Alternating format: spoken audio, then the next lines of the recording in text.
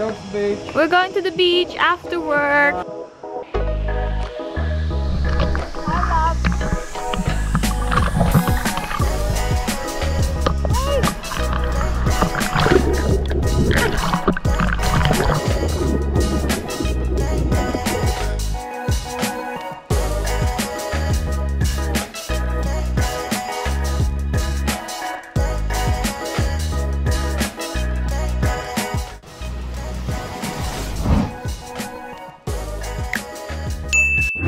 Hi everyone, my name is Jules and today I'm gonna take you through what a day in my life in New Zealand looks like and why I consider this to be one of the best countries in the world to live in. So you might have heard that New Zealand is one of the best countries in the world, and I'm not just saying that. So actually in 2019, New Zealand was ranked #1 for being the top best country in the world to live in, and there's a few reasons for that. So just some of the reasons off the top of my head of why New Zealand is such a good country is because first, it's one of the least it's one of the least corrupt countries in the world. So our government is actually pretty good in my opinion.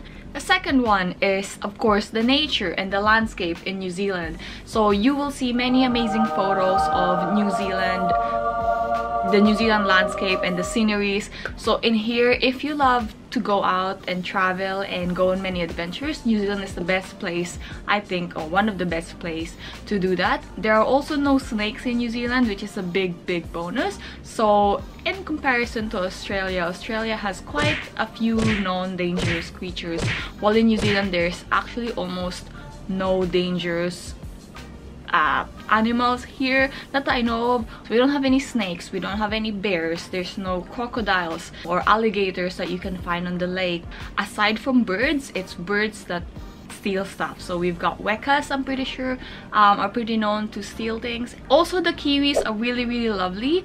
When I first moved to New Zealand, the first thing I did notice was the culture and how people interacted. So New Zealand is actually a very diverse country. So that means that there's a lot of immigrants in here. So basically almost all cultures you can find in here in New Zealand. Filipinos also have communities within each city. So I know I was part of the Filipino community when I was still living in Palmerston North, and that's quite good because you get to, you know, interact with people of the same culture, and then you still feel like you're home and actually get to speak your home language. That's really nice. The work culture in New Zealand is also really good. So in here they really promote a good work and life balance. So you will find that most employers in New Zealand, while not everyone, would be really good in terms of adjusting or being flexible for their employees so that they can actually balance their work and their own personal lives. So I'm sure there's more questions of what it's like to live in New Zealand. So I'm gonna try to cover most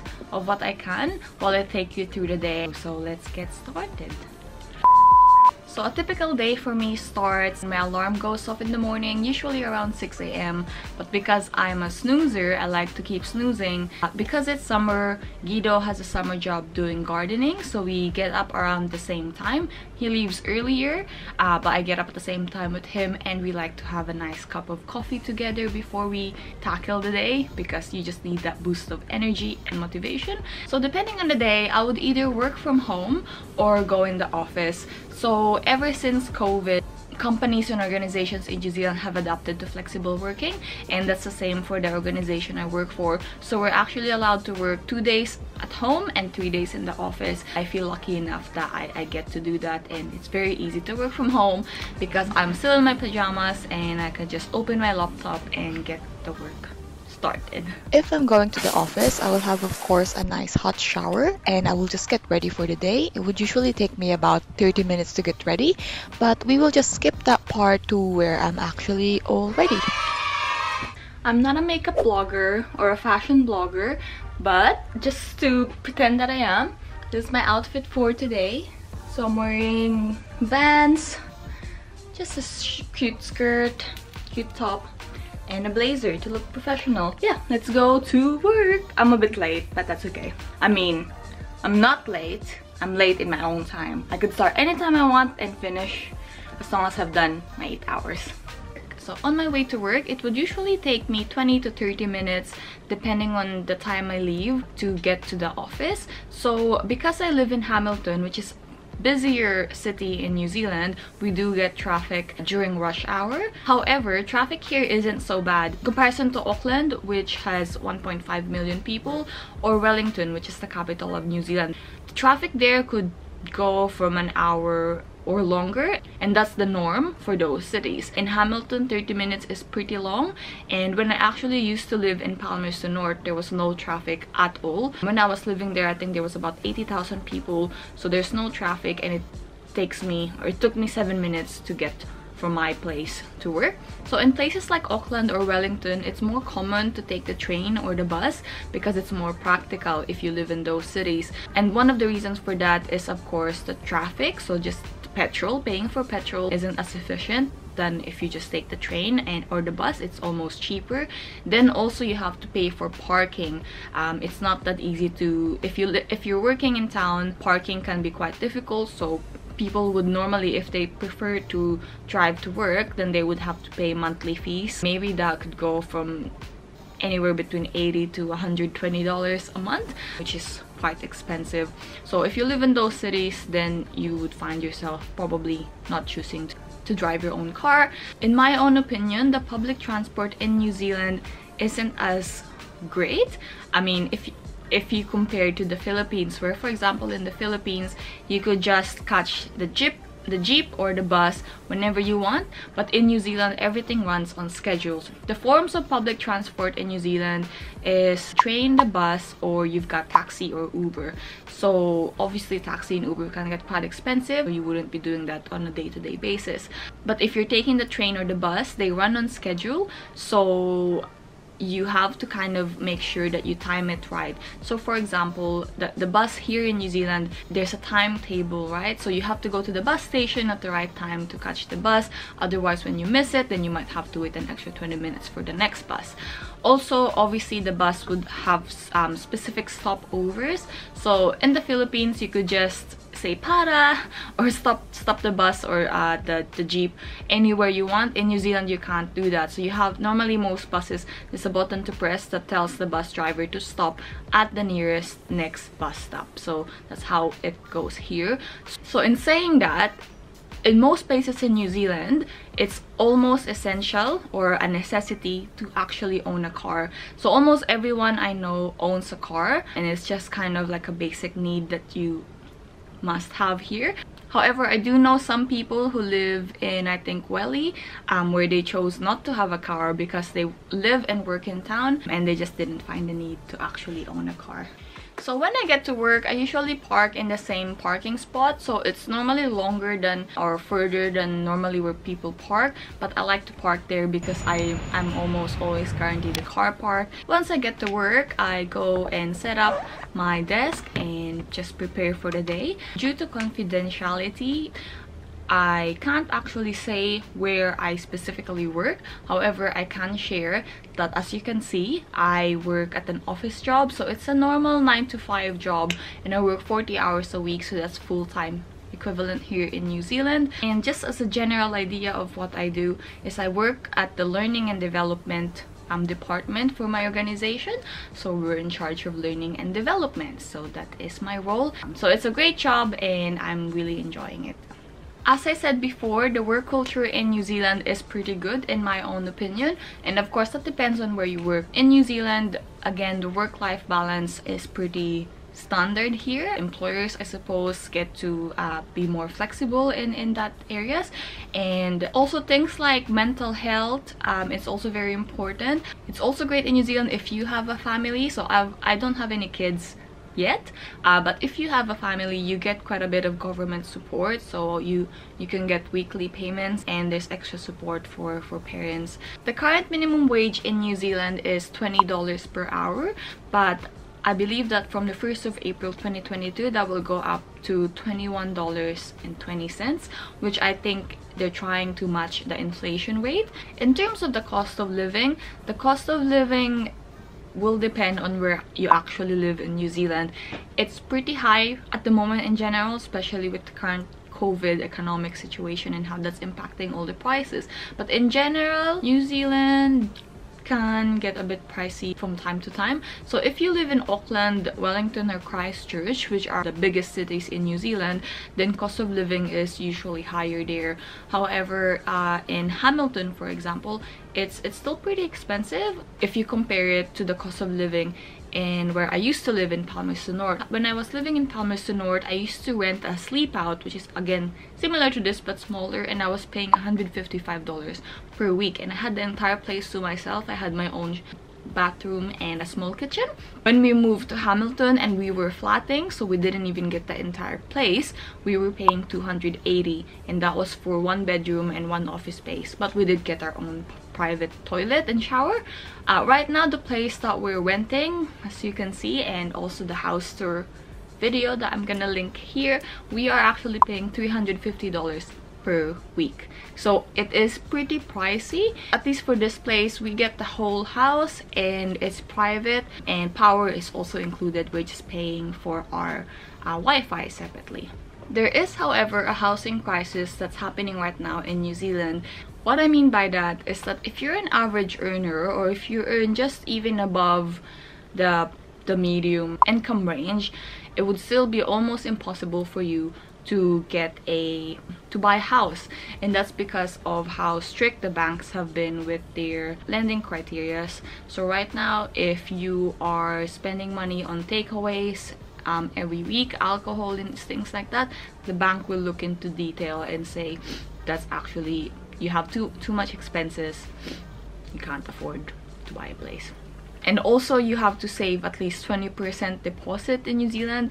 I know that you could, some banks would lend 10% or would accept that, but I don't know if that's still a thing that banks are doing today, especially because they've become more strict. So 20% deposit is quite high. So for example, you want to buy a house, and let's say on average, of course some places will be more expensive than others, let's say on average you need to pay $500,000 for a nice 3-bedroom house, or even 2-bedroom depending on where you live.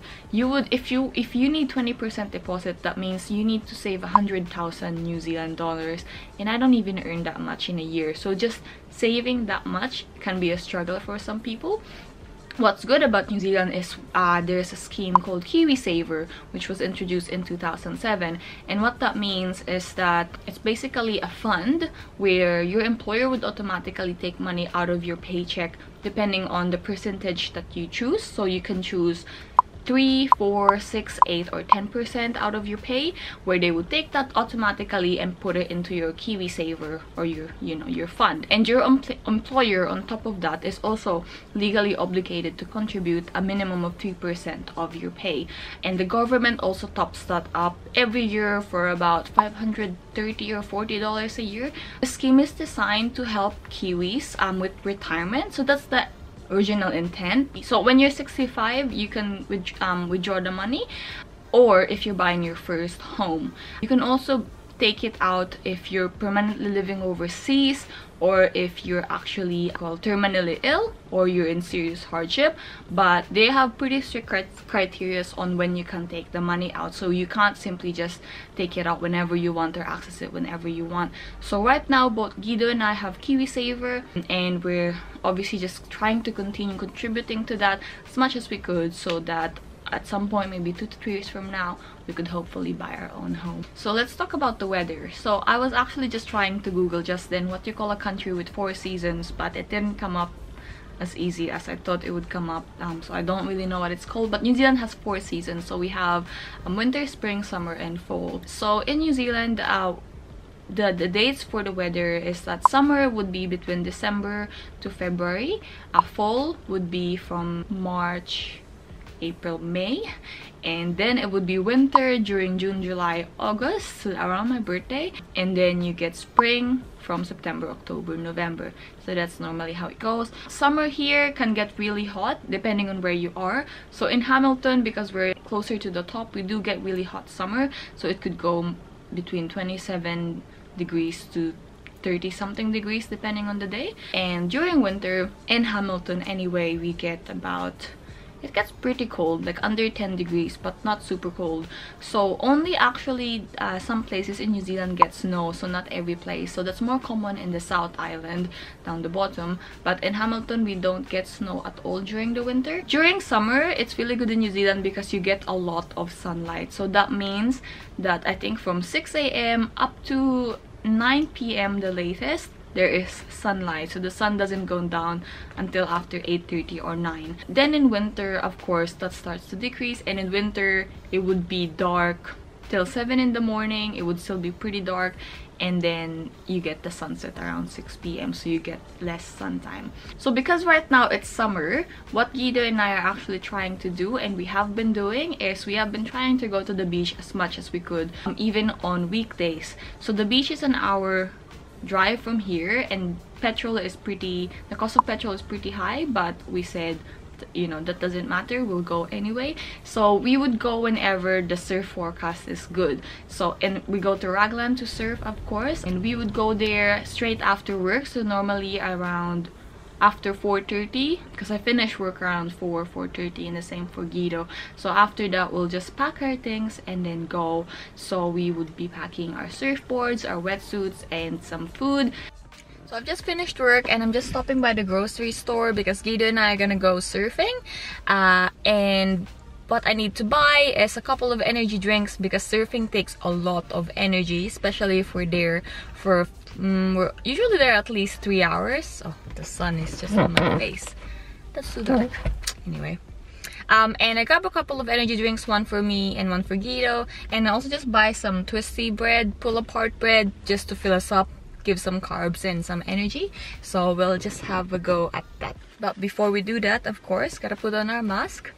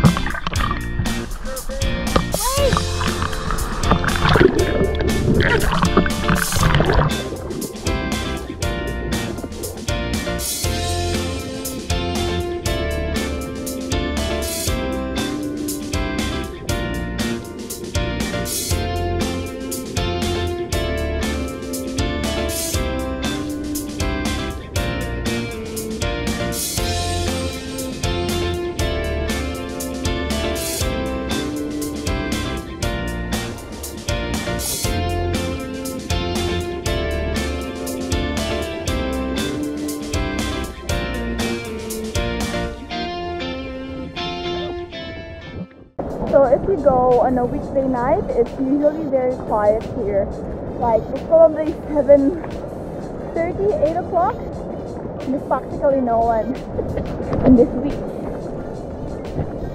And we would be surfing until almost 8:30 when it starts to get dark. So that's a day in my life. I hope you enjoyed the video and got some useful or valuable information, at least, of what it's like in New Zealand.